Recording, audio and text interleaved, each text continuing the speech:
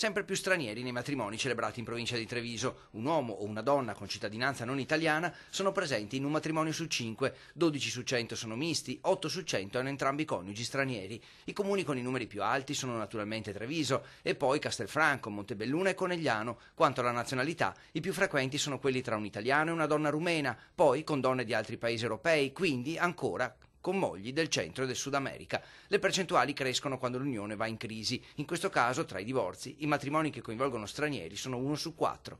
Quando si incontrano culture diverse, è più facile che poi il progetto familiare non riesca ad essere realizzato appieno.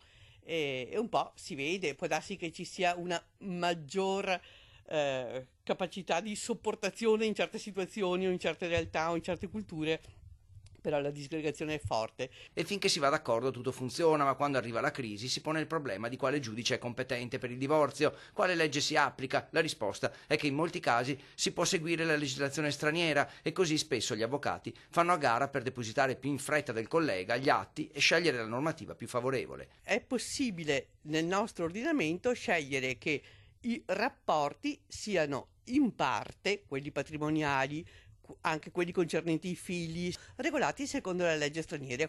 Quindi il matrimonio tra stranieri può avere delle regole diverse rispetto a quelle alle quali siamo abituati.